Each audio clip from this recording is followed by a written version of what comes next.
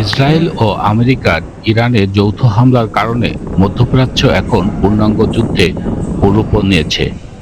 America ও ইসরায়েলের এই বর্বরোচিত হামলার জবাব দেওয়া শুরু করেছে ইরান। ইসরায়েল সহ মধ্যপ্রাচ্যের বিভিন্ন দেশে থাকা আমেরিকান ঘাঁটিতে ইতিমধ্যে সফলভাবে ইরান হামলা চালিয়েছে। বিশেষ করে মধ্যপ্রাচ্যে যেসব দেশে সাম্রাজ্যবাদী আমেরিকার ঘাঁটি রয়েছে সেই সব দেশে ইরান হামলা অব্যাহত রেখেছে। এই হামলাটি কাতারের সানাইয়া ২ নম্বর আমেরিকান ক্যাম্পের। কাতার প্রবাসী বাংলাদেশি সজীব শরীফ তার মোবাইল ক্যামেরায় ধারণকৃত ভিডিওটি আমাদের বাংলাদেশিদের জন্য পাঠিয়েছেন। আমাদের পেজের পক্ষ থেকে সজীব শরীফকে কৃতজ্ঞতা প্রকাশ করছি।